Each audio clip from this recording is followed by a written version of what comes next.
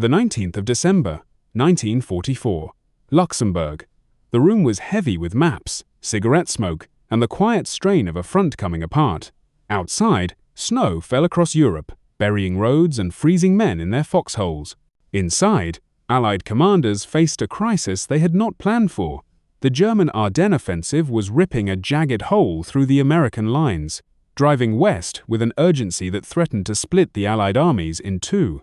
General Dwight Eisenhower turned to George S. Patton and asked a question that sounded, on its surface, almost procedural. Could the U.S. Third Army attack north away from its current axis of advance to strike the southern flank of the German penetration? It was the kind of maneuver that doctrine treated cautiously and calendars treated brutally. Patton did not hesitate. "We can start in 48 hours. The words landed in the room without echo. Silence followed, not disbelief exactly, but calculation. Other armies, faced with the same request, would have asked for a week, some for 2.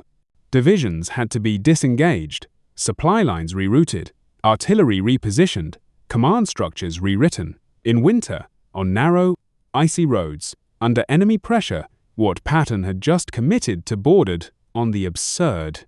The Ardennes was already consuming time faster than it could be replaced. German armored columns were advancing through terrain chosen precisely because it slowed large formations. Snow-grounded aircraft, visibility collapsed. Communications frayed. Every hour lost favored the attacker. Eisenhower understood this. So did everyone else in the room. Patton's staff understood something else as well. They watched their commander bind himself publicly, irrevocably to a promise that allowed no retreat. There was no conditional language, no request for clarification. 48 hours was not a proposal. It was a declaration.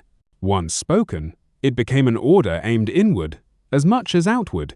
Across the map tables, officers exchanged glances. If Patton failed, the consequences would not be theoretical. Bastogne might fall, the bulge might widen.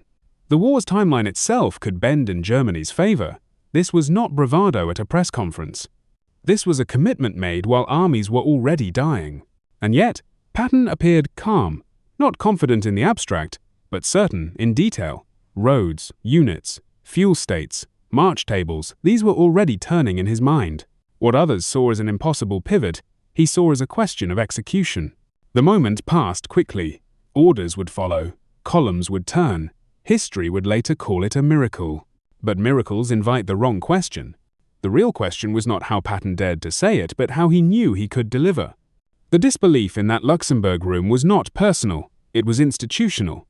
For decades, modern armies had been taught a single, unforgiving truth. Size brings power, but it also brings inertia. Divisions did not pivot on instinct. They moved on schedules measured in days, sometimes weeks, bound by the weight of their own logistics. Every mile an army advanced dragged miles of infrastructure behind it. Fuel depots anchored movement. Artillery parks dictated axes of advance. Ammunition trains, field hospitals, maintenance units. All of them fixed armies to roads and railheads, like roots in frozen soil. Doctrine prized control and method over speed, especially in winter, when mechanical failure and exhaustion multiplied. The Ardennes made these assumptions feel unassailable. Narrow forest roads twisted through hills and valleys already choked with snow and ice. Traffic jams formed where a single stalled truck could halt a column for hours. Vehicles slid into ditches, bridges iced over. Men froze as much as they marched. In such terrain, even minor adjustments took time. Major reorientation was considered fantasy. German intelligence shared this confidence. They had studied American methods carefully and concluded that U.S. armies were powerful but ponderous, reliant on overwhelming supply and deliberate planning. Patton's reputation for speed was dismissed as theater. No intelligence estimate allowed for an entire field army to turn 90 degrees under combat conditions without weeks of preparation. American commanders privately agreed. They understood what doctrine demanded because they had written it. Rearranging corps, retasking divisions, and realigning logistics in the middle of an enemy offensive was the sort of operation staff colleges taught as a cautionary example. It could be attempted. It could not be rushed. Speed, in this worldview, was tactical. Operational maneuver was slow by definition. Patton rejected that premise entirely. To him, speed was not movement, it was pressure. It was the ability to collapse an enemy's planning cycle faster than they could react. He believed hesitation created friction, and friction killed momentum. Where others saw logistics as anchors, Patton saw them as instruments that could be retuned on the move.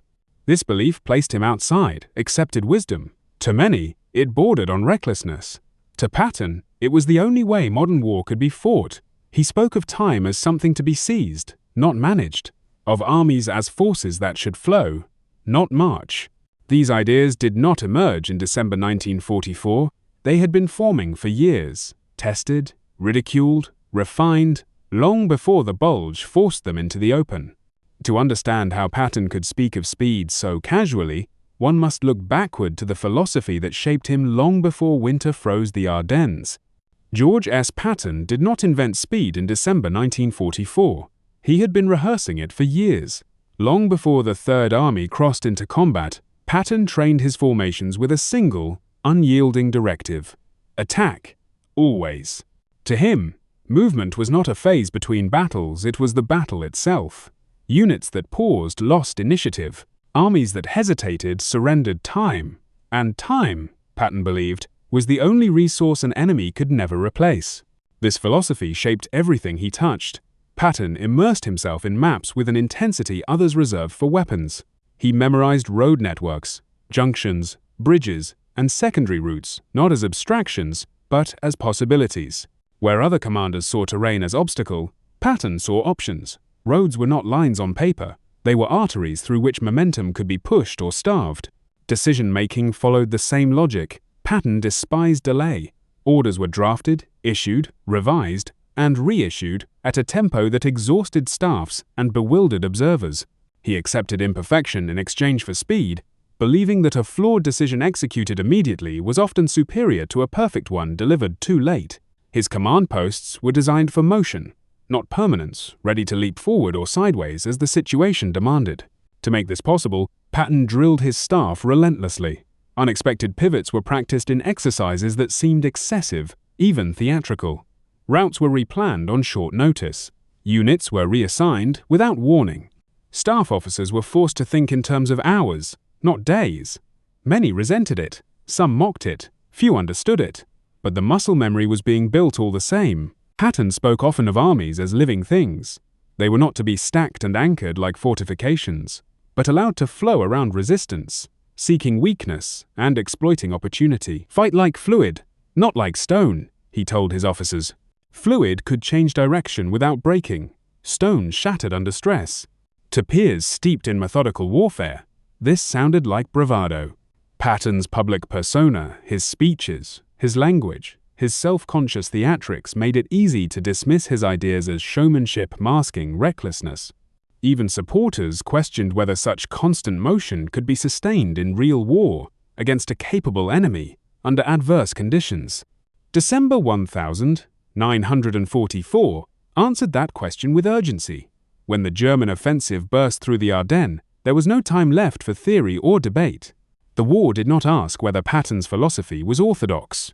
It demanded whether it worked. And for the first time, Patton's belief in speed was no longer an argument. It was about to become an order carried across frozen roads by an army trained to move before it was told why. When Adolf Hitler approved the Ardennes offensive in December 1944, he was gambling not only on surprise, but on assumption. The plan, Operation Wacht am Rhein, was built on a belief that the Allied armies, vast and powerful, would respond slowly when struck unexpectedly. Speed, in German thinking, would belong to the attacker alone. German planners chose the Ardennes precisely because it seemed improbable. The same forest dismissed by the Allies as unsuitable for a major attack was selected because it promised paralysis. Narrow roads would clog, command chains would tangle. American units, spread thin and oriented eastward, would struggle to realign under pressure. By the time they reacted, German armor would already be driving toward the Meuse. Weather completed the equation. Heavy cloud cover grounded Allied air power, removing the advantage the Germans feared most. Without aircraft overhead, American movement would be blind and cautious.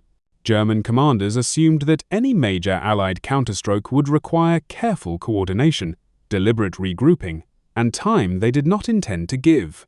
Their timetable depended on this delay. Fuel shortages, limited reserves, and a finite window of opportunity meant the offensive could not absorb surprise in return. If the Allies moved faster than expected, if they reacted creatively rather than methodically, the plan would unravel. German intelligence acknowledged this risk briefly, then dismissed it. Such movement, they concluded, was beyond American capability. That confidence extended to Patton. His reputation for speed was well known, but it was interpreted as tactical aggression, not operational flexibility. German assessments treated the Third Army as dangerous, only within its existing axis of advance. A wholesale redirection under winter conditions was considered implausible, even reckless. No serious contingency accounted for it. This arrogance was not irrational. It was rooted in experience. Large armies had behaved predictably throughout the war. Even the most capable formations required time to disengage, reorient, and resupply. The German High Command assumed the Allies would follow precedent, because precedent had always held. Patton saw something else. As reports of the German advance filtered in, he recognized the shape of the offensive immediately. The thrust was bold but brittle. German armor was outrunning its support. Supply lines were stretched thin. The success of the operation depended entirely on Allied hesitation. To Patton, this was not a sign of strength. It was an invitation. Where others saw a crisis demanding stabilization, Patton saw an enemy overextended and exposed. The German plan assumed the Allies would pause to recover balance. Patton understood that refusing to pause could collapse the offensive faster than any defensive stand. The Ardennes offensive was built on the expectation of Allied paralysis. It would soon encounter the one American commander whose doctrine rejected paralysis entirely. As German columns pushed westward, Patton was already preparing to move not forward, but sideways, against every assumption the enemy had made. The speed Patton promised in Luxembourg did not come from instinct alone. It came from preparation that had begun weeks earlier, when the front still appeared stable and the idea of a major German counteroffensive seemed remote. Quietly, without explanation to higher headquarters, Patton ordered his staff to prepare for the unthinkable. A sudden, large-scale pivot of the entire Third Army. 3 contingency plans were drafted. Each assumed a different direction of movement, a different axis of advance, a different logistical burden. They were not sketches or intellectual exercises. They were complete operational frameworks, routes marked, bridges identified, supply requirements calculated. To many on the staff, the task bordered on absurd. Armies did not turn like that. Not in theory. Not in winter. The staff's initial reaction was disbelief. Officers trained in methodical planning questioned the value of devoting scarce time to scenarios that violated doctrine. But Patton insisted. He demanded precision, not debate. The plans were refined, rehearsed, and stored waiting for a question no one expected to be asked. When Eisenhower posed that question on December 19, Patton did not need to think. He already knew which plan would be used. The routes north had been mapped, the march tables written, the friction points anticipated. What appeared to be an act of daring was, in fact, an act of retrieval, pulling a solution off the shelf and placing it into motion. The real work began immediately. Patton's G3 operations staff and G4 logistics teams synchronized with a speed that startled even those involved. Fuel allocations were recalculated, ammunition priorities rewritten. Engineers identified bridges that could bear armor and those that would need reinforcement or replacement. Military police were assigned to intersections days before columns arrived. Perhaps most remarkable were the command posts. While most armies treated headquarters as fixed anchors, Patton treated them as mobile instruments. Alternate locations were prepared in advance. Communications networks were designed to be torn down and rebuilt in hours. Orders anticipated movement not just forward, but laterally, an operational flexibility few armies had ever attempted. This was the hidden engine behind the promise. Not charisma, not bravado. Discipline applied before crisis made action during crisis possible. What history would later call a miracle was, in truth, the product of foresight applied without applause. Patton had not eliminated friction. He had anticipated it. As the orders went out and columns began to move, preparation gave way to execution. And execution would be tested not on maps, but on frozen roads under the harshest winter Europe had seen in decades. The first signs appeared not in reports, but in motion. Within hours of Eisenhower's approval, Third Army columns began to turn north, quietly, deliberately, without the pause doctrine demanded. Divisions disengaged, not by retreating, but by sliding sideways across the map. Routes that had been oriented east one day were carrying traffic toward the Ardennes the next. Engineers moved at the head of the columns, not behind them.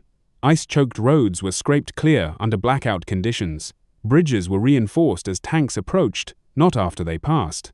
Where vehicles slid into ditches, recovery crews worked without waiting for daylight. The army did not stop to prepare the road. It prepared the road as it moved. German intelligence noticed first. Intercepts and reconnaissance reports arrived fragmented and contradictory. Armored units were identified where none were expected. Movement speeds did not align with estimates. One report, translated and circulated with confusion, noted American formations moving too rapidly for proper assessment. It was not meant as alarm. It became one. Allied commanders were slower to believe it. Situation maps lagged reality by hours. Staff officers accustomed to orderly shifts struggled to track formations that refused to settle. What emerged, gradually, was something unfamiliar, an army behaving less like a collection of units and more like a single organism, redirecting its weight without breaking stride. For the men on the ground, the experience was disorienting. Orders came quickly and changed faster. Columns halted, turned, and resumed with minimal explanation. Soldiers recalled the sensation years later not as confusion, but as momentum. "We changed direction like cavalry," one remembered, "not like an army. There was no ceremony to it, no speeches, just movement." This was the moment when disbelief gave way to possibility. The pivot was no longer theoretical, it was happening. Each mile covered erased another assumption about weather, about logistics, about what size could and could not do. What had seemed impossible that morning now appeared merely difficult. And difficulty, Patton believed, was something to be consumed by speed. Ahead lay the real test: 48 hours of frozen roads, compressed time, and an enemy that still did not believe what was moving toward it. Speed met its first true enemy on the roads of the Ardennes. Snow fell without pause, packing itself into ruts and freezing solid overnight. Ice-glazed bridges and hillsides. The forest narrowed every route into a funnel, where a single stalled vehicle could halt movement for miles. This was the terrain German planners had trusted to paralyze any large force, and now Patton was forcing an entire army through it at full momentum. The columns stretched endlessly: trucks, tanks, artillery, ambulances, fuelers, hundreds of miles of steel, and men moving on schedules that allowed no margin for error. A delay measured in minutes could cascade into hours. There was no reserve time, no space to pause and reorganize. The movement had to function like a machine already in motion. Military police became conductors of a vast moving orchestra. At intersections buried in snow, MPs directed traffic with gloved hands and shouted commands, rerouting units on the fly to prevent gridlock. Priority routes were enforced ruthlessly. There was no room for improvisation at the crossroads. Only obedience to timing tables, written and rewritten, as the weather shifted. For the soldiers, life collapsed into movement. Meals were eaten from mess kits, balanced on knees inside trucks, or beside engines left running for warmth. Sleep came in fragments, minutes at a halt, hours stolen in the backs of vehicles as they rolled forward. March discipline replaced routine. Units learned to function while exhausted, because stopping meant falling behind. Engines groaned in the cold. Oil thickened. Batteries failed. Recovery crews worked constantly, pulling frozen vehicles from ditches, jump-starting convoys under blackout conditions. Mechanics labored by touch more than sight, fingers numbed, tools slipping. There was no rear area anymore. Every mile forward was also a maintenance zone. German patrols encountered the movement almost by accident. Reconnaissance units probing southward expected scattered resistance, perhaps disorganized withdrawal. Instead, they reported columns of American vehicles flowing north, with unsettling continuity day and night, in weather that should have stopped them. Some German reports described the movement as ceaseless, as if the road itself were alive. Fuel became the silent dictator of success. Armored divisions could not advance on confidence alone. Fuel convoys raced ahead of combat units, threading through the same narrow roads under the same conditions. If they failed to arrive on time, everything behind them would freeze in place. The miracle, if it was to exist, depended entirely on gasoline, delivered to the right place at the right hour. This was where Patton's preparation showed its value. Fuel priorities were absolute. Non-essential movement was cut. The pass was redirected mid-route when needed. Drivers were told bluntly that their cargo mattered more than comfort, more than rest. Many later recalled that they understood the stakes without explanation. If the fuel stopped, so did the army. What doctrine had called impossible was revealing itself as merely unforgiving. There was no elegance in it, only discipline, timing, and endurance under pressure. Speed here was not reckless motion. It was sustained effort without collapse. As the columns pressed on, the distance to the German spearheads closed faster than expected. The pivot was no longer a maneuver on paper. It was becoming a physical presence on the battlefield. Ahead, beyond the frozen roads and sleepless marches, Patton's leading elements were about to collide with an enemy that still believed they should not be there at all. The first engagements came not as a set-piece battle, but as a collision. Third Army's leading divisions struck German spearheads around Bastogne with a suddenness that stripped away any remaining doubt. Units that German planners believed safely isolated were now under pressure from the south, attacked by forces that should not have existed on that axis for days. Coordination held under conditions that should have shattered it. Infantry, armor, and artillery moved in tight relationship despite the chaos of snow, darkness, and shifting orders. Radios crackled through interference. Runners carried messages through whiteout conditions. Yet the system functioned, not smoothly, but continuously. Momentum replaced perfection. American units adapted to winter warfare in motion. Crews learned to keep engines running whenever possible. Weapons were stripped and reassembled repeatedly to prevent freezing. Infantry advanced with tank support measured in yards, not miles. What mattered was not elegance, but persistence. Each adjustment was made under fire, then immediately tested again. Artillery became the quiet instrument of Patton's gamble. Batteries were brought forward over roads barely passable, guns emplaced in frozen ground by men working with numb hands. Fire missions were calculated and executed through snowstorms that erased visibility entirely. Rolling barrages crept forward by map reference alone, forcing German units to break contact or be overrun. For German officers, the encounters were disorienting. Reports spoke of American formations appearing where none were expected, advancing through weather that should have halted them. One captured officer later admitted the shock plainly. They were not supposed to be here. The sentence was less complaint than realization. An assumption had failed. The relief of Bastogne did not come all at once, but the pressure was unmistakable. German spearheads were forced to divert forces southward, weakening the main thrust. Timetables slipped, fuel ran shorter. The offensive began to lose its coherence, not because of overwhelming force, but because it had been surprised by speed. This was the moment when the 48-hour promise became more than movement. It became effect. Patton's gamble was no longer measured in miles traveled, but in German plans disrupted and days stolen back from the offensive. The miracle, if it deserved the name, was revealing itself as strategy executed under constraint. Speed had not simply repositioned an army, it had changed the geometry of the battle. And with each successful engagement, momentum built not just toward Bastogne, but toward a reversal the Germans could no longer prevent. What sustained the movement was not luck, nor singular brilliance, but a system designed to function under stress. Third Army's logistics did not trail the advance as an afterthought. They moved with it, adjusting continuously, recalculating necessity by the hour. Fuel, ammunition, rations, everything was counted, consumed, and redirected while the army remained in motion. Each day began with new estimates. How much gasoline had been burned overnight? How many artillery rounds fired? Which routes were degrading under traffic and weather? Supply officers did not wait for clarity. They worked with partial information, issuing corrections as reality shifted.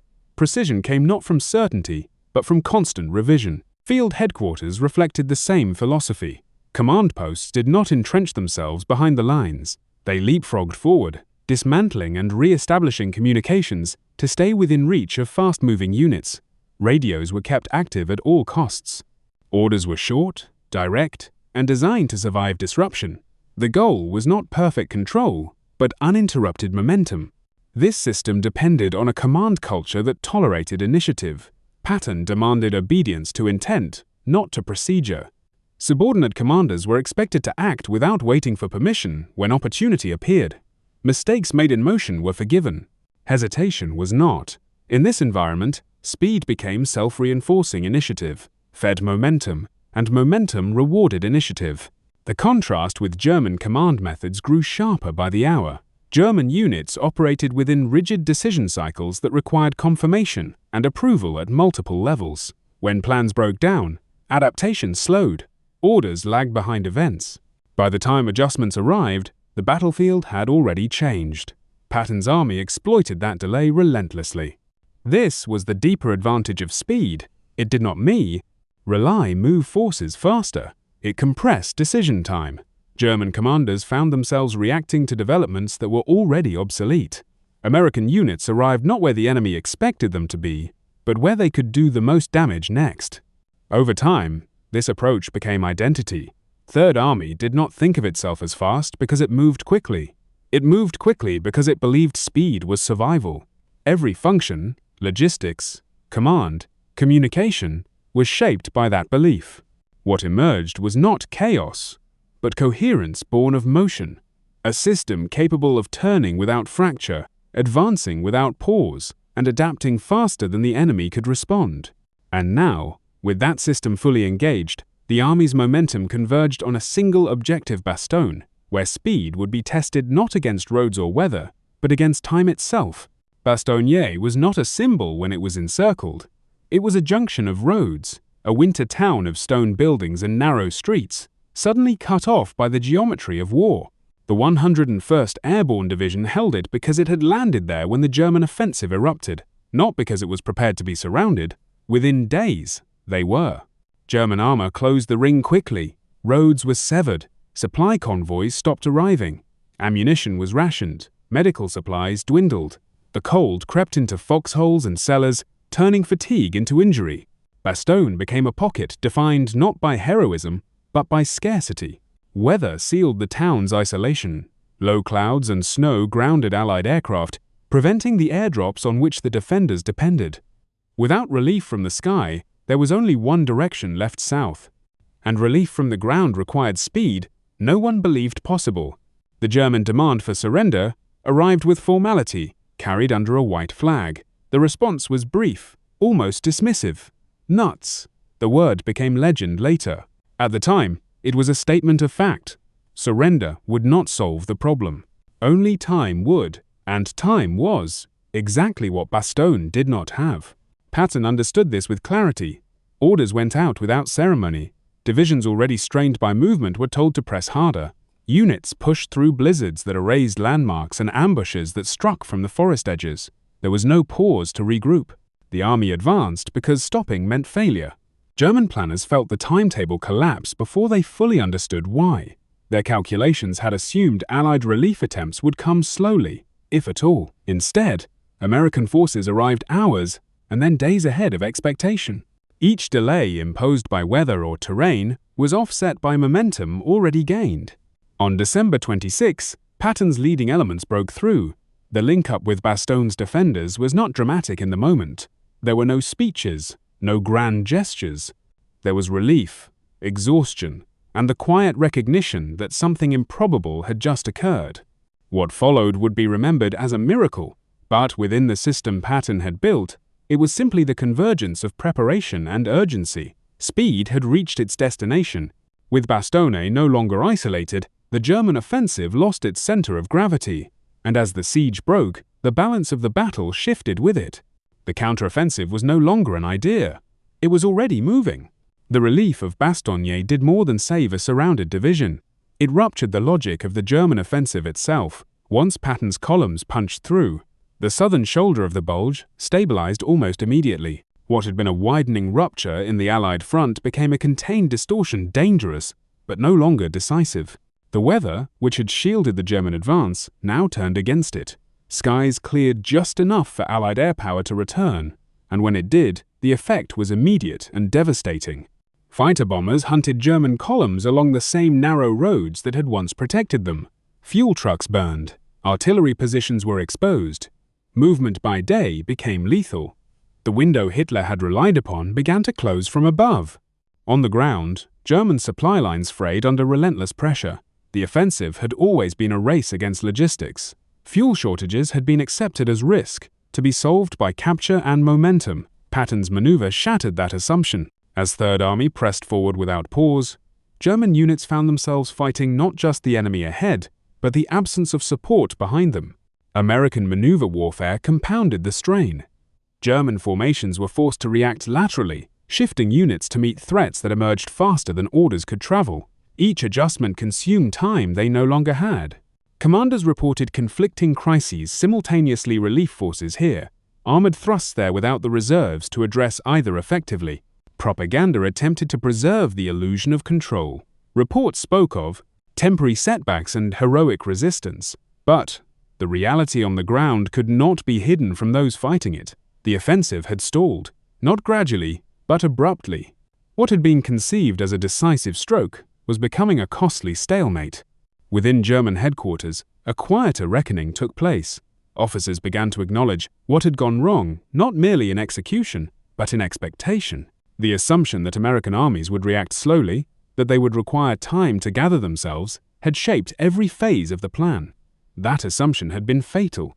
Patton's speed had not just disrupted German movements, it had collapsed German planning horizons. Decisions made days earlier were invalidated in hours. Timetables written with confidence were rendered meaningless by an enemy that refused to conform to them. Third Army did not stop to consolidate its success. Patton ordered continued pressure, pushing units forward even as others caught up. There would be no pause to admire the achievement. Momentum, once achieved, had to be sustained. To halt now would invite the very paralysis Patton had spent his career trying to avoid. This refusal to pause became its own form of psychological pressure. German units, already exhausted and undersupplied, were denied the opportunity to regroup. Every mile Patton advanced forced the enemy to choose between holding ground and preserving cohesion. Increasingly, they could not do both.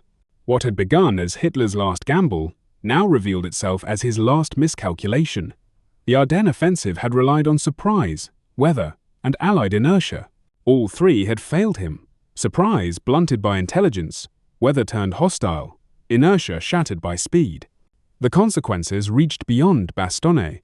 The German army had expended men, fuel, and time it could not replace. The initiative, once lost, did not return. The front would stabilize, then begin to move eastward again, this time without interruption. Patton's maneuver had not merely saved a town or an army, it had altered the trajectory of the campaign. The bulge would be reduced, then erased, and behind that reversal lay a single, undeniable fact. An entire German plan had been built on the belief that Americans would be slow. That belief was now in ruins. The pivot had proven its value not only tactically, but strategically. What remained was to understand what it had truly changed and why it would matter far beyond the frozen forests of the Ardennes. Patton's 48-hour turn did not end the Battle of the Bulge, but it ensured that the battle could not decide the war on German terms. By denying the enemy the one resource the Ardennes offensive required above all others, time, the maneuver stripped the German breakthrough of its strategic meaning. The Bulge would still swell, still cost lives, still terrify commanders, but it would not be allowed to mature into catastrophe. Before Patton moved, the German plan depended on Allied hesitation. Every mile gained assumed days of delay. Every American unit forced to reorient was expected to pause, regroup, and wait for orders to ripple downward. Patton shattered that logic. His pivot transformed the southern flank from a vulnerability into a hammer, striking before German calculations could be rewritten. What had been a breakthrough became an exposed salient. The Allied front stabilized with astonishing speed, not through retreat or consolidation, but through pressure. Units that should have been disengaging instead advanced. Corps that might have required weeks to realign did so in days. The front did not settle gradually into equilibrium, it snapped back, as if released from tension. Crisis management gave way to control. This sudden stabilization unlocked the next phase of the war. With the German thrust contained, Allied commanders could once again think beyond survival. Resources that would have been consumed defending emergency positions were redirected toward counterattack. The German army, having committed its last strategic reserves to the Ardennes, now faced an enemy regaining the initiative at a tempo it could not match. The effects were cumulative and irreversible. German fuel stocks, already thin, vanished under pressure. Armored units outran their supply lines and then stalled. Veteran formations were burned away in a battle that delivered no decisive gain. When the Allies resumed their advance eastward, they did so against an opponent that had spent strength it could never replace. The collapse that followed was not dramatic, it was structural. For the US Army, the episode marked a quiet but profound transformation. Before the bulge, American forces were respected for weight and endurance. After it, they were feared for speed. The idea that US armies were slow, predictable, and methodical could no longer be sustained. Allies took note. Enemies adjusted too late. Patton's maneuver quickly became more than an anecdote. It became doctrine. Staff colleges studied the pivot not as a singular act of genius, but as a system in motion, logistics recalculated on the move, command posts leapfrogged forward, subordinates empowered to act without waiting for permission. Speed was no longer treated as a tactical advantage, it was recognized as a strategic weapon. The psychological shift mattered as much as the physical one. German commanders learned that American forces would not behave according to expectation when placed under extreme pressure. Allied leaders learned something equally important. Adaptation could replace attrition. Victory did not always require overwhelming force applied slowly. Sometimes it required decisive movement applied at exactly the right moment. From that point forward, the war entered its final phase under a new assumption. Time favored those who could seize it. Initiative belonged to the side that could compress decision-making faster than the enemy could respond. The Rhine would be crossed. Germany would be pressed from west and east, and in each advance, the lesson of the Ardennes echoed not in geography, but in tempo. The 48-hour turn did not win the war alone, but it changed how the war was fought. It proved that preparation, culture, and speed could unravel an enemy's plan faster than firepower alone ever could. It demonstrated that doctrine, when tested and refined before crisis, could decide outcomes when crisis arrived. Yet this transformation carried a cost. Speed demanded endurance. Adaptation demanded sacrifice. The same momentum that saved Bastogne and stabilized the front was sustained by exhausted men marching through frozen nights, by crews repairing vehicles with numb hands, by soldiers advancing without rest because stopping meant failure. Patton's maneuver altered the strategic trajectory of the war, but it did so by extracting a human price that cannot be charted on maps or measured in timelines. The miracle lay not in motion itself, but in the willingness of an army to endure what that motion required. That reckoning would linger long after the snow melted from the Ardennes. The 48-hour turn is often remembered as a triumph of movement and will, but for the men who executed it, the miracle had a cost that did not end with success. It was paid in frostbitten hands, collapsed lungs, and bodies that never fully recovered from the cold. Speed saved the front, but it extracted its price from those who provided it. The winter of 1944 was among the harshest in Europe in decades. Temperatures plunged well below freezing, snow hardened into ice, wind cut through uniforms already stiff with sweat and grime. Soldiers marched for hours without rest, rode exposed in open vehicles, and slept wherever engines stopped. Ditches, barns, forest edges. Cold was not an inconvenience, it was an adversary. Frostbite became as dangerous as enemy fire. Men lost toes, fingers, sometimes entire limbs, not in battle but on the march. Medics treated injuries in moving vehicles, improvising with limited supplies. Boots froze solid overnight, weapons jammed, canteens iced shut. The body's limits were discovered, not gradually, but abruptly. Exhaustion was constant and cumulative. There was no rotation away from movement, no safe rear area where men could recover. Units advanced because they had been ordered to, and because stopping meant falling behind. Discipline replaced rest. Grit replaced comfort. Improvisation replaced relief. The army functioned by refusing to acknowledge how tired it was. Patton's demand for speed reached every rank. Staff officers worked without sleep, recalculating routes and supplies under pressure that allowed no error. Drivers navigated icy roads for days at a time, knowing a single mistake could halt an entire column. Engineers labored in freezing water to reinforce bridges, aware that failure would strand armor miles behind the front. Casualty lists reflected more than combat. Cold injuries rivaled wounds inflicted by German fire, trench foot, pneumonia, and exposure thinned units already under strain. Many men who survived the war carried its winter in their bodies for the rest of their lives. Pain lingered long after victory was declared. Veterans spoke of the march years later with restraint, not bitterness. They remembered the silence of frozen forests, the sound of engines running through the night, the weight of orders that could not be refused. Glory was something others attached afterward.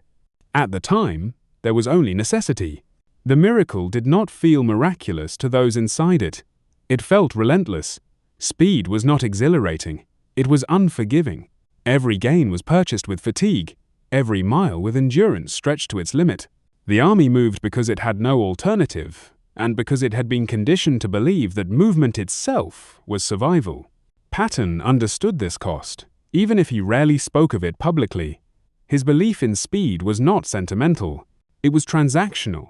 He believed that momentum saved lives in the long term, even if it demanded sacrifice in the moment.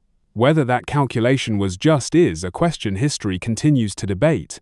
What cannot be debated is that the miracle was human before it was strategic. It was made not by doctrine alone, but by soldiers who endured conditions that tested the boundary between obedience and collapse. Their suffering was not incidental to success. It was integral to it. The victory at Bastogne and the stabilization of the front came quickly. Recovery did not. Hospitals filled with men whose war had ended not in combat, but in cold. Others returned to the line still hurting, because the war did not pause to let them heal. This is the part of the miracle that resists easy narration. Speed looks elegant on maps.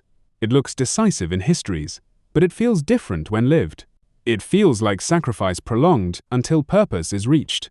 Patton's 48-hour turn changed the course of the war, but it did so by asking ordinary soldiers to do something extraordinary and to pay for it with their bodies.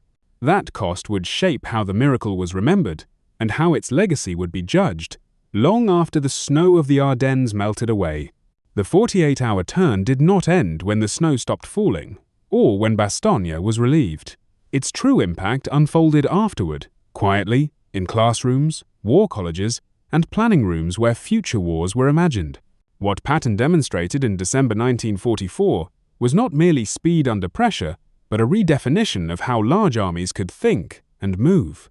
In the immediate post-war years, Allied analysts dissected the maneuver with care. Maps were redrawn, timelines scrutinized. The question was not how Patton moved so fast, but why others believed it could not be done. The answer unsettled traditional military assumptions. Size, it turned out, did not have to mean slowness. Complexity did not have to mean paralysis. For post-war militaries, the Third Army's pivot became required study. It illustrated that operational maneuver was not only a matter of vehicles and fuel, but of mindset. Preparation, contingency planning, and delegated authority mattered as much as tonnage and numbers. Speed was revealed as an organizational trait, not a mechanical one. Within NATO, these lessons took formal shape. Rapid operational maneuver became doctrine, especially as planners confronted the possibility of fast-moving conflict in Europe.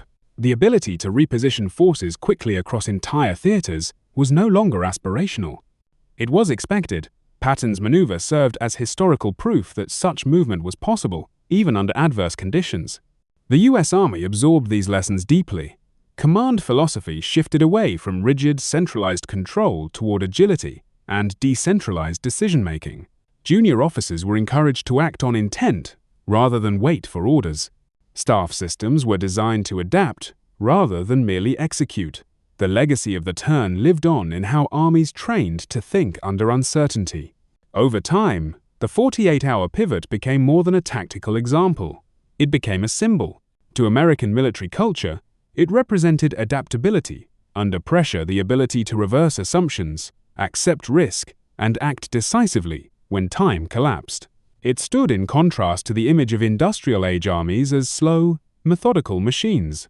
Even German officers who survived the war later acknowledged the shock. In post-war interrogations and memoirs, some admitted they had never imagined such mobility from an American force of that size.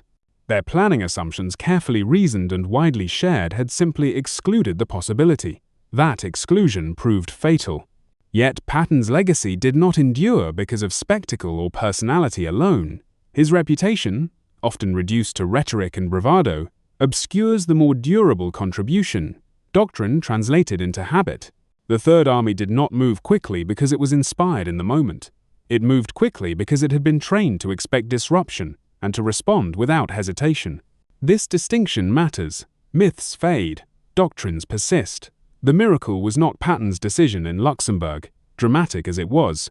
The miracle was that thousands of officers, engineers, drivers, and clerks already knew what to do when that decision came. Speed had been institutionalized long before it was demanded.